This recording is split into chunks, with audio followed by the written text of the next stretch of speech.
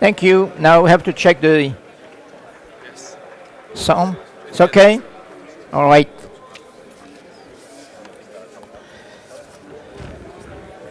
So the thing I want to talk about this afternoon is a number of factors which make projects being interesting or not. You know, you're here, you're probably interested in developing projects. Otherwise, you wouldn't be here. And therefore, you're probably interested in comparing the way you think of your project and the way other people think of their projects. And since I've been involved in a number of projects in my life, I can tell you a few things, which of course are maybe obsolete, because, as you know, my face is not just actuality. So first, when you begin things, you need to what is it? You talk about your project with someone, a friend, someone you met in a conference like this. You say, well, I'm doing this and that. You say, what's that? What are you doing? What is it? So the first problem is to explain what you do. And if it's too long, people don't listen. If it's too complicated, they don't listen. If it's too simple, it's not believable, and so on. So the first part of the project is to try to make it understandable in a reasonably short presentation or discourse or whatever. Because you will need to do that hundreds of times. You have to repeat constantly what you're doing to other people. And as far as I remember, when I was building the Cyclade network in France, most people I would meet have absolutely no idea about what's the interest in making computers to talk to each other. They don't know what computers are. So what's the idea of interconnecting computers, So that's first problem. Explaining. Second thing is, at some point, you're not talking anymore to arbitrary friends or people who are unaware of what you're doing, but you have to talk to other people who have some power. The power, for example, to help you or to kill your project. That means you have to be more precise, more organized, having objectives. Say, what are you going to do? What is it you want to do? What is it you want to prove? Or what is it you want to implement? What's the interest? Who's going to benefit for that? And nothing is neutral. As soon as you do something, some people may be happy or may be interested, or some people may be actually hostile because they are afraid that what you want to do perhaps will undermine what they're doing, or perhaps will take some money out of a different budget, and so on. So it's part of the game to make sure that you're not looking like a threatening person or following a threatening project. It has to be reasonably peaceful and neutral. So objectives, of course, means also timetables, schedules. When is this going to work? Who is going to check it or test it? Who is going to use it? Because if you do something like a piece of art and you're putting in a museum, you've done it, but after all, if it's engineering, it may not be the right place to put it. So having a practical objectives so that what you're doing is going to be useful. Next point, of course, is budget. Because if you don't talk about budget, you're not serious. You're going to need money. You're going to spend money. Whose money? Is it going to be your own money? Investors' money? Friends' money? Institutions' money? Something. And that requires that you have a relatively precise idea where would the money come from. So assuming that those different steps have been reasonably well presented and they are successful somehow. Of course, you cannot predict the future anyway, but you may have some reasonably convincing idea about what could be the future. So if you're good to convince people about that, they may put some money. But of course, money with strings. That means if it doesn't work exactly the way you told them, they may decide that after all they're going to put less money or maybe just stop putting money. So that's part of the game too, is to be, at some point, to be defunded. Now the next thing is, it's not good to be alone on a desert island. If you do something in which there is risk involved, it's a good idea to have other people who are taking part of the risk, so that they can support you or at least defend your project, because if the project doesn't work properly, since they have been taking part of the risk, they may also be involved in part of the difficulties, and therefore they are more motivated to defend your project. We might, if you have a group of people like this, you may call it, a board of directors or a council or whatever, a committee of something. But it's good to have a circle of people which are going to be meeting perhaps twice a year or so, not every month. That would be operational. But just in terms of strategy, it's good to have a certain circle of people with whom you can discuss what you're doing. Sometimes they're critical, sometimes they don't understand, sometimes they're boring. They also would like to know a lot more details, not necessarily critical, but they're useful because then they know what you're doing and they can talk to other people about the good thing you're doing. I guess it's probably better not to put just good friends in that board, because if you put just your good friends, it won't be sufficiently credible. It's good to have some of the people who might be somehow not so convinced about what you're doing, and in a way it would appear that you're looking for all the ideas from other people, even though they may be not quite matching yours. So that's the environment in which you usually start a project. You need to create some sort of ecology or sociology in which you build the environment in which you're going to operate, to work. And this environment has to be sufficiently stable so that it will not disappear or disband at the first difficulties. So that's the first step. And then you start working. Of course, you have a schedule that may last not 1 year, that's too small a project, but typically 2, 3, 4 years. Therefore, you have a schedule of things which should happen in the future. And you might call that operation. I mean, you're in the working phase. The initial phase was just setting the plans. So you start operating, and then you need a team. Again, we don't do things alone. We need help. We need a team of people with typically different talents. Some people would be interested in programming, some people would be interested in design, or in testing, or in protocols, or they may be interested in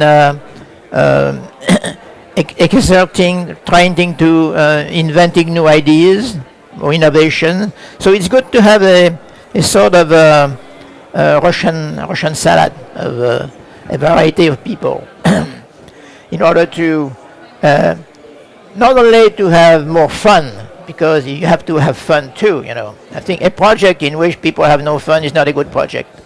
People have to be very happy to work. They have to be very happy to discuss with each other and disagree with each other. If you don't have serious discussion among people, it's not alive. It's not really sufficiently alive.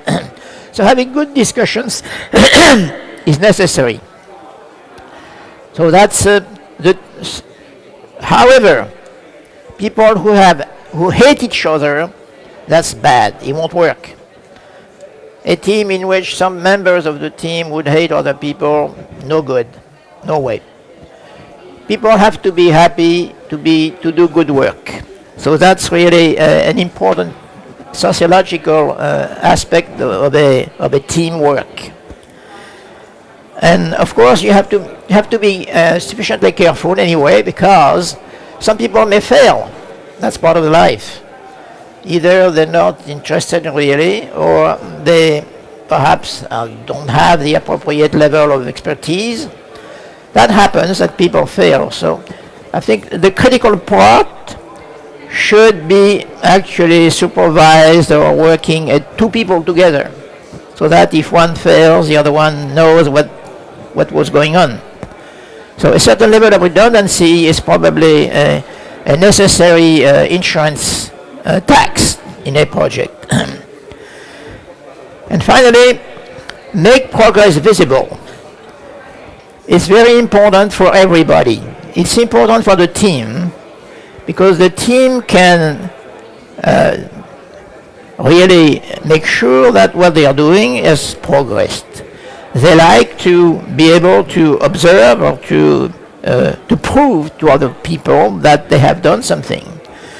But it's more important also for the outside, for the people external to the project, the sponsors, the friends, the enemies, the press, the newspapers, the blogs, anybody you know in the business who might be interested in what you're doing. That's the kind of people you could invite, let's say once a year. Typically, my philosophy was every time when the leaves fall in the fall in the northern hemisphere, then you have to have a sort of seminar, 1 day or 2 days, in which different members of the project present their achievements, present their progress, what they have invented, how they've succeeded, and so on. It's also very good for, I would say, not competition, but competitive cooperation, because everyone wants to know, wants to show what they have done. It's also a good way to find out who is doing nothing. So that's part, again, of the, let's say, not necessarily what you call public relation PR, but it's part of it. It has something to do with it, but it's, let's say, more technical, more scientific. So that puts us in the area of publication. The motto, publish or perish. That's mostly academia. But if you're building a project, it's not just academia. Of course, you may have academics with you. You may have cooperation with universities, researchers. But it's also the only way to keep track in the future of what's been happening. No publication, no history. So in order to be part of the history, publications are fundamental. And they also force people to write well. It's no longer a draft. It's something that's sufficiently polished so that it will be accepted by reviewers, peer reviews, which is a guarantee that what you're doing is not just gadget. So that presentation should be part of that. Presentation are a matter of training people, training to present, training to speak, trying to make nice slides, whatever, and then in a way train to present things in a short way, but quite convincing, just the essential. And that's exactly the same thing, the same mentality when you write papers. Don't put too much stuff in it. Put just the essential. If there are too many things to put in a paper, in an article, write 2 articles, 2 separate articles. Now, part of the publicity, in a way, is teaching.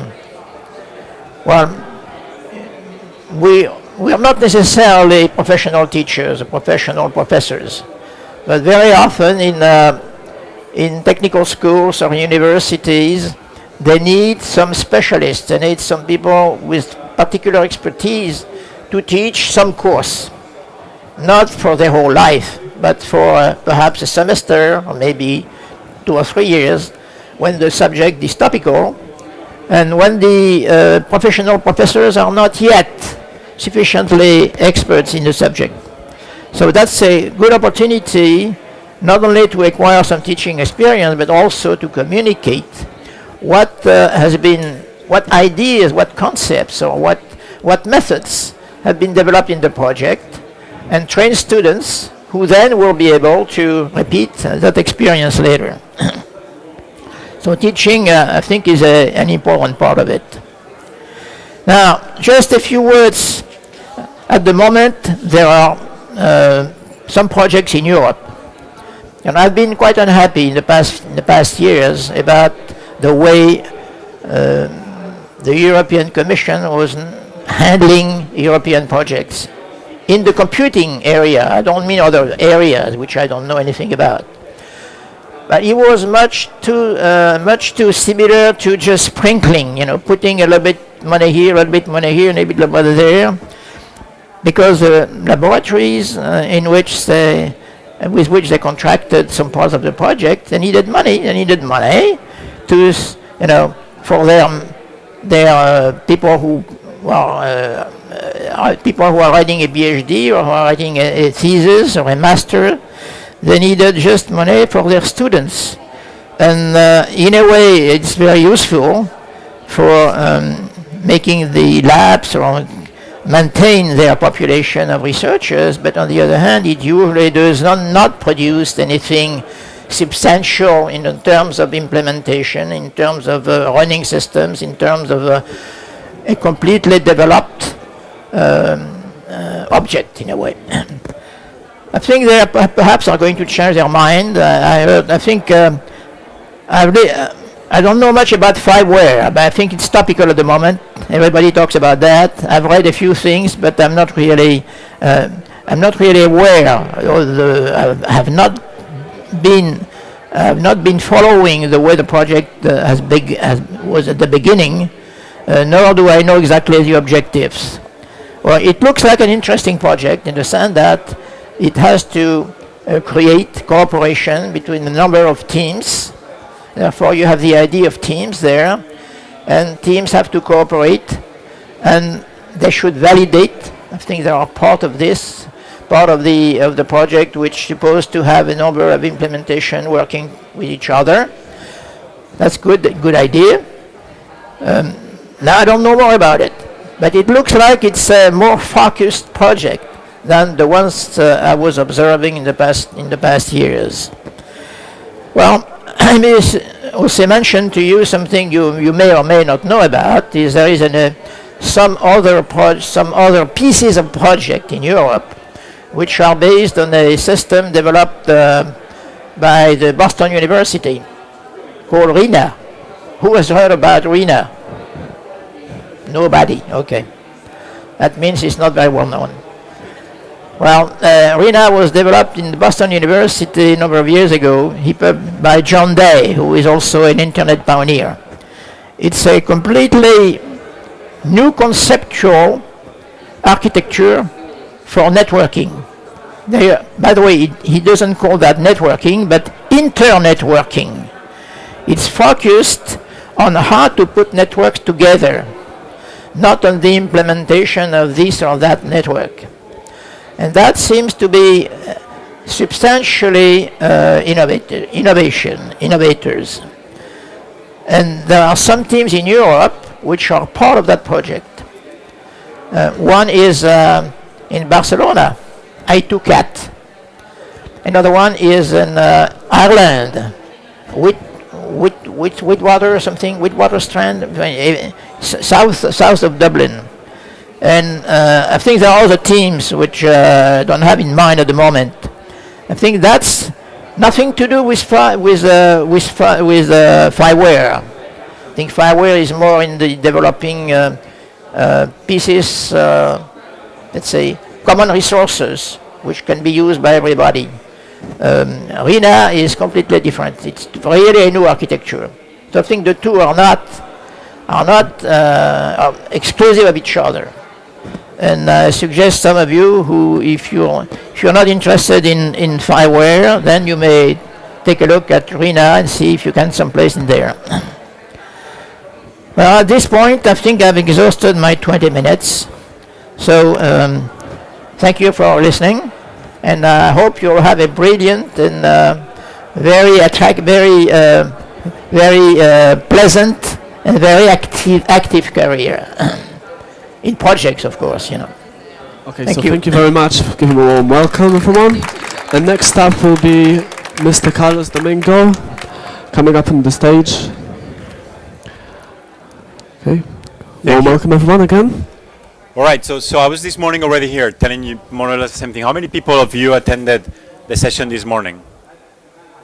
All right, so I'm going to do you a favor. I'm going to spare you listening to the same thing to most of you, so I'm just going to do a very brief introduction for anyone else. And then Luis is going to give you more details about the stuff that we're doing at Campus Party. And then I'm going to have Juanjo Hierro, which is the chief architect for FIWARE, coming up here to stage, and we can give you more detailed answers about the technical stuff. So what is the Future of Internet project and what is FIWARE? So basically 3 years ago, a bunch of companies in Europe, together with the European Union, we kind of set up a project called the Future of Internet to look at what are the next things that are coming on the internet and not look at what's happening today. Okay, so I don't know if you ever read an article from Clayton Christensen. You know, Clayton Christensen is the guy that wrote this book called The Innovator's Dilemma, that talks about you need to skate where the puck is going. So basically, if you play hockey, which is not very popular here in Europe, I know, but you probably know what it is anyway. There's something called the puck, which is this thing that people hit. If you go where the puck is, there's no way you're going to get it, because that thing, moves across the ice very fast. So you need to go where the puck is going. So if someone is here and is hitting the puck there, you need to go there, because that's how you're going to catch it. So this was kind of the same idea. Forget about stuff that is happening today, because we've sort of missed already the boat, and look at what's going to happen the next 10, 20 years, and see what large companies in Europe can do, getting together with the European Union to enable, entrepreneurs and developers to basically ride the next wave of the internet. Okay? So what is the next wave of the internet? So the next wave of the internet is going to be a bit about connecting things. It's not about connecting people anymore. We're all connected. All of you have smartphones. All of you have computers. So what is missing is connecting stuff, connecting the cities, connecting cars, connecting home appliances, etc., etc. That's what's called the Internet of Things. And that's kind of like the big wave. And the interesting thing of the Internet of Things is that it's going to allow a lot of traditional industries to be disrupted, because a lot of industries that have not been disrupted by ICT will actually be disrupted, because you will be able to do the same things you were doing in the past, but in a much more efficient way. So this is not only about consumer apps, but it's also about looking at many different vertical industries and try to build services for them based on the Internet of Things. So what do you need to do an Internet of Things applications? Was basically you need what my colleague Juanjo here likes to call kind of like the operating system of the internet. So today, to build an internet application, there is a number of components that you need to have there. You need a computing platform, because you need to run software somewhere. You need storage, because you need to store information. You need stuff to processing large amounts of data, because sensors collect a lot of data. You need a way to connect sensors, very simple. You need some hardware prototyping platforms like Arduino or Raspberry Pi. And there's a bunch of stuff that, if you put it together in a open and developer-friendly way, will facilitate people building these apps for the future internet platform, for the Internet of Things. And that's what FIWARE is about. FIWARE is the component of the Future of Internet project that builds this platform. There's another part of the project that actually looks at the different industries where we could be doing stuff and try to find use cases of these technologies for those industries as well. So as part of FIWARE, we are opening now, as we speak, here at Campus Party, a project called Fi Labs, which is basically to open up a lab where all you guys, which are developers, can actually go and play around with these technologies that have already been developed by other companies. So this platform that is FIWARE, we will have instances of the platform running with all the APIs and all documentation, plus help from engineers from my team that will actually teach you how to use it. And in fact, some of the hackathons here are like kind of do the Hello World application for FIWARE, like you do the Hello World application for C when I study. You probably, I don't know if you don't do C anymore probably, but you will do it for JavaScript or PHP or Python or whatever people use today. So that's what we're doing these days here. Now the incentive for you to participate is double-fold. There's two reasons what you should be looking at. First is we're giving prize to developers. We're giving 20,000 euros here at campus. Luis has all the details. I will tell you in a minute how you participate and everything. We're going to give more or less in total within the next few months, not just a campus party, but a lot of events, around 1 million euros in prizes for developers that develop for FIWARE. So that's a lot of money for you to make. And then the second thing is, in 2014 and in 2015, the European Union is setting up kind of like a venture fund of 100 million euros. Yes, you've listened well, 100 million euros, so it's a ton of money, that will be given to companies that start their business in some vertical industry doing some sort of application of services built on top of FIWARE. So if you get started today, you start learning how the platform works, start understanding what you can do, what you cannot do, you give us feedback as well, and if you have an idea or you want to set up a company around one particular service, there's going to be money for you to do that in 2014 and 2015. So this is why you should do it. The other thing you need to keep in mind is this platform is open, so all the technologies are based on open source, like the cloud platform is OpenStack, etc., etc. All the APIs are completely open, and anyone that sets up a commercial instance in anywhere in Europe, we're going to do the one, but many other companies will have to run with the same API. So you won't be running on any proprietary platform that is owned by Telefonica or by Orange or by Ericsson or by Nokia. So these will all be the same, and you have portability. Second thing you need to understand is that we've got to be promoting this for the governments to use it as well. So especially for things like smart cities that are, government driven in some countries, and in Spain we're doing that. If your applications for a smart city, let's say to monitor, park condition and when you need to water the plants, is built on top of FIWARE, the likelihood that it will get adopted by a city hall and you will start making revenue is going to be much higher, because it's going to be promoted as kind of like the European standard. So that's the other thing that you need to understand. And the third one, this platform is European and is going to be hosted in Europe, and it's going to be under European privacy laws. So as Luis Ivan said this morning, this will not be the government's spying on your data, but this will be completely protected from you, which I think is something we all need to start thinking about, given what has happened recently in the US. So that's kind of my pitch to you about what we're doing and why you should get involved. So I'm going to let Luis Ivan tell you about the specific events that we're running here, and then Juan is going to come on the stage, and we'll have like a 15-minute question and answer session with you guys. Thank you very much.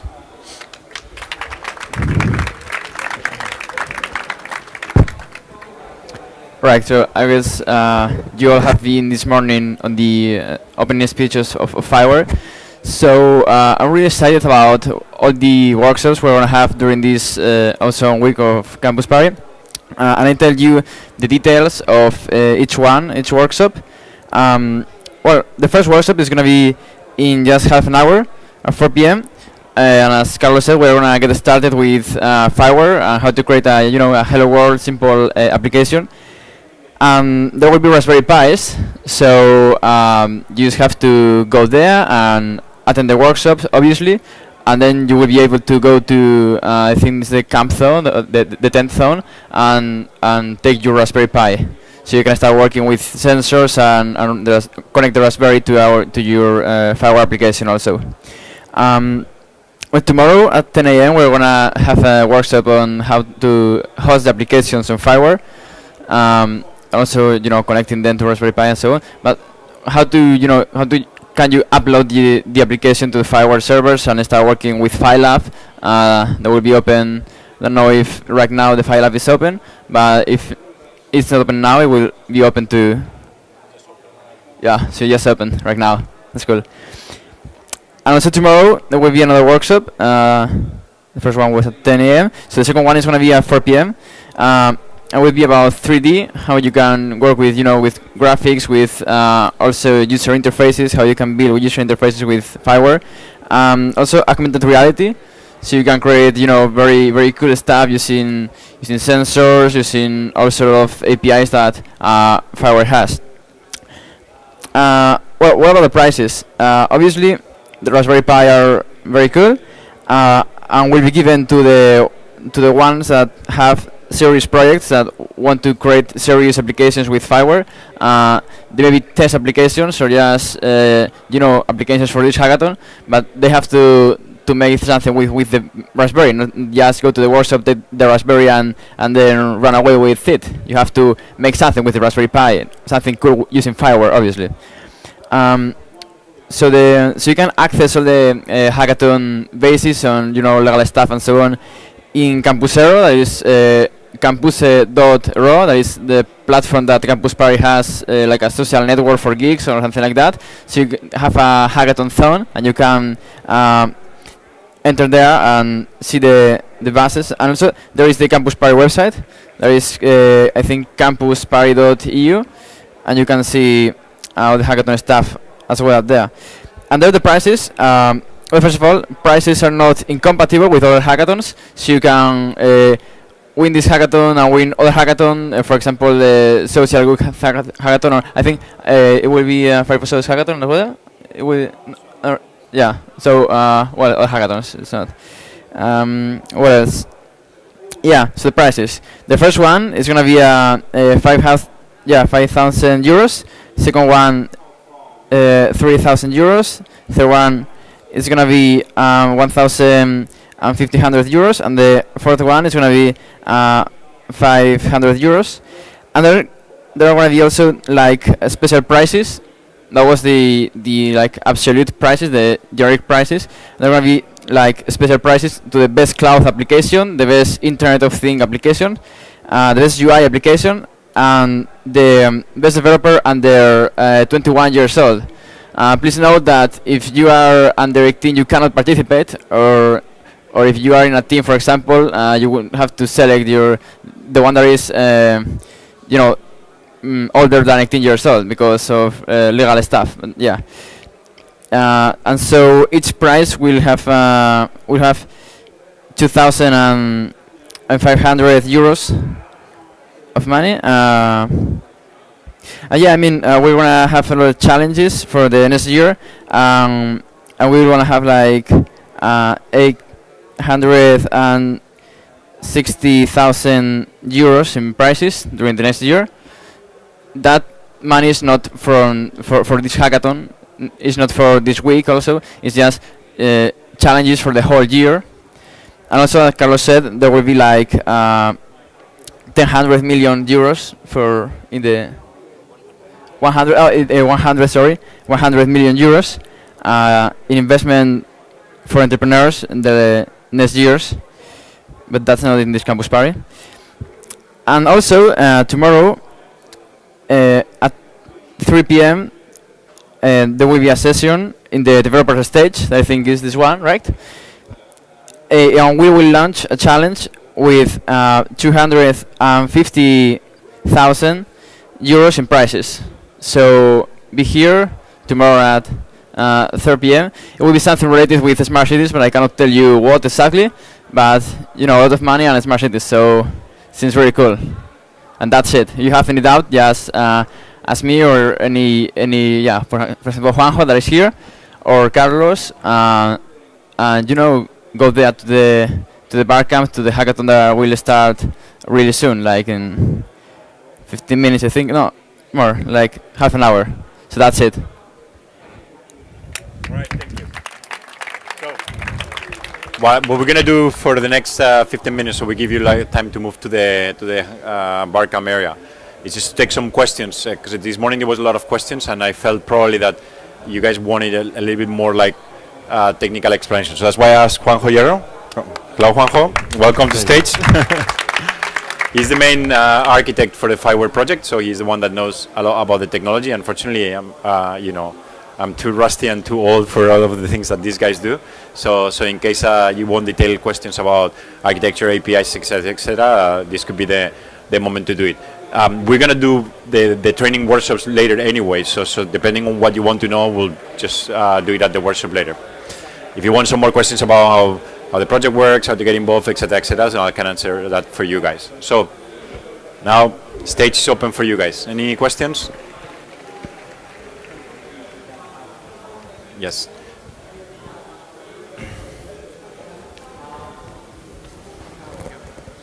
I would like to ask that the proper way how to register a team and an idea for a hackathon is through Campus Labs website and accept challenge, or something else to do to register for the FIWARE challenge. Yeah, Register team for FIWARE challenge. yeah. Isn't In the campus Campus Lab website, you will find all the instructions to run this hackathon. There you will find, first of all, the terms and conditions you have to comply with. There are a number of rules and instructions to follow, and there will be a form that you will have to fill up when you submit your application. And the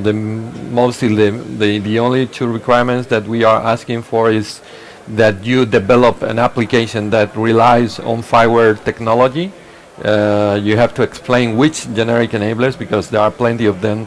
So which generic enablers you are using. The more you use, the more chances you may have to win the contest. Of course, your application has to be also cool. And the second requirement is about hosting at least some of the components of the applications on the cloud that we are going to provide. FileApp is already up and running. You can go to lab.fiware.eu, and there will be a self-registration mechanism out there, so you can very easily go there and start running the platform. Of course, we are running these workshops that will help you in doing this trip, but I think there will be many things that are going to be self-explanatory, so you can try to start with that. And don't forget, if you have any questions, there is a whole team of 20, 30 FIWARE developers close to our stand. So arrive there. If you have any technical question, sure, there will be an expert there willing to help, and we are going to stay the whole week. And I think that's all. So pretty easy, and don't hesitate to come to contact us. You guys know where the FIWARE stand is, right? It's on the arena area in the middle. All right. Someone else? I don't see. Oh, there you go. There was a. Okay. You're next. Sorry, I missed the talk this morning, so you might have already covered this. What's the coolest thing you've seen made using FIWARE so far? What's the coolest thing we have seen? We haven't started the hackathons, so I haven't seen anything developed yet. You must have made something, though. Eh? You must have made something, or someone must have made something with it. So I think as Juanjo said, there's a number of generic enablers. So there's a bunch of things that you can do. There's some things that are not, let's say, very new, because there's like a OpenStack-based cloud platform. That's not very, let's say, differential. I think that the interesting thing is the stuff that you can do with Internet of Things, and you can connect sensors. So we're, for instance, using that in Santander to run trials for smart cities and connecting some sensors in the city. And I think the combination of the multiple things that you can do with a single platform is what's differential probably compared to single platforms. I don't know, Juanjo, you have any other? Yeah, going a little bit into detail on the different chapters, because we address several. Regarding the very cloud infrastructure, I would say we are bringing two differential aspects to OpenStack. One is that we are building OAuth access control, built-in as part of the technology. OAuth is an authentication mechanisms to allow to keep access control to your APIs. That is not something that currently OpenStack provides, but we have integrated that into OpenStack and allowing this for any application that you develop on top of the FIWARE cloud. And also we have set up a number of automatic deployment tools that kind of provide more high-level and advanced tools to deploy your software on top. Then over that, we provide a number of APIs that deal with exploiting context information. So very easily with a standard API, you can gather all the data that may come from the Internet of Things, but may also come from users interacting with your applications, or users that are other processes, and there is a standard API that is trying to bring a standard for the first time that dealing with the management of context information. Big data analysis, we rely on the Hadoop technology, but we enhance it with a number of interesting features. And I believe that also very interesting, but I could elaborate a little bit more, and I invite you to attend the workshop. But I would like to end mentioning these technologies we are currently incorporating about support to 3D web or augmented reality technology, which will make it rather easy to develop applications that try to incorporate those kind of features. I think in terms of services, so not in terms of technologies, I think that the most interesting thing, everyone thinks about consumer applications because that's what we use ourselves all day, and I think that the interesting thing will be to think about vertical industries, I don't know, mining, agriculture, things like that, that look like very old-fashioned and very boring, but that's probably where the biggest opportunity in terms of doing new stuff comes from the Internet of Things. It's kind of like smart cities, but smart agriculture, smart mining, smart something, because those are the industries probably that have yet to be, modernized by new technologies, especially by ICT technologies, modernized by other technologies. But I know it's more complicated for people here to think about it because you don't know the industry. But one of the things we're doing in the project, outside the FIWARE, so outside the platform, is precisely look at these use cases for these vertical industries to try to come up with applications. I think it's also worth mentioning that beyond the technology, we are bringing as a differential aspect the ecosystem we want to set up around FiLab. And there it's very interesting how several cities are coming to us and wishes to connect to FiLab and provide their data and make it open there and make it available to developers to create their applications and bring their innovative ideas. There is no initiative like that. You don't have cities connected to Amazon. You will have cities connected to FIWARE and FiLab. Sounds great. Thank you very much. Thank you. There was a question behind. Yes, I have a technical question because I came a bit late. I'm interested in what is the state of language integration for these APIs. What should I use? Java, Python, or just REST and deal with it myself? Well, we are pretty open in that respect because but I mean, what's the current state? What works the best? But first of all, we do not want to impose any programming language. So in that sense, FiWARE is not a platform as a service kind of cloud like others where you will be kind of obliged to use Python or Java or any other technology. This is up for you to select what technology you want to use. You will be able to set up virtual machines and set up the runtime environment that you may need. And those generic enablers that are complementing and providing kind of libraries that you could use for developed applications will currently be providing REST APIs. So we are currently relying on REST as kind of a standard common lingua for exposing our services. Although it might be worth mentioning that one of the works and activities that we are running within FiWARE is creating of a new generation middleware that intends to allow and support very fast and relying quality of service aware middleware that would allow interaction between components of your application in a much faster, efficient, and reliable way than REST APIs. This is an alternative in that sense that we are offering. Okay, did it answer the question?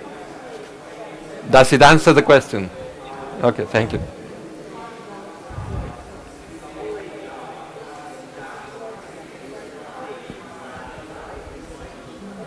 Okay, more questions?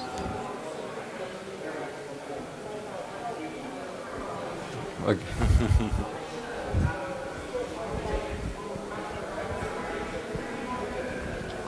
I would add one quick question. Are there besides some examples or something like Hello World apps, applications based on FIWARE yet, or it is in this stage that this stack is ready, but they are not publicly known, I don't know, applications using this framework? Well, there are two sides.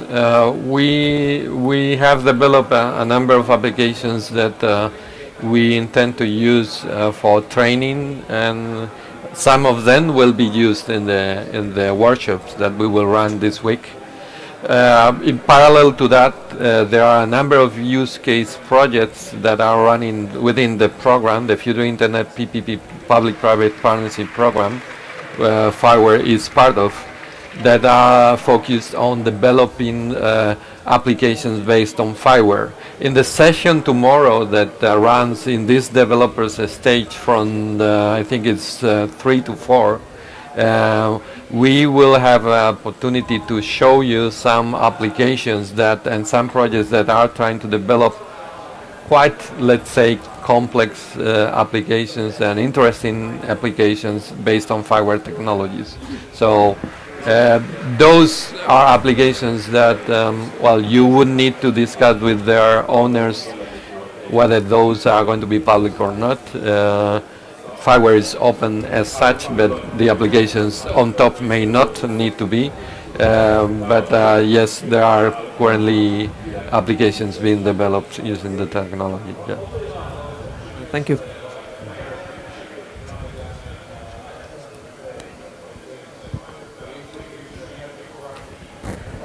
Okay, so if there's no more questions, we're gonna break here, and then at 4 o'clock is when at 4 o'clock, yes, I haven't changed time, so I don't know what time it is actually. 4 o'clock. In 10 minutes we have the workshop. In 10 minutes we start the workshop. Thank you very much for attending.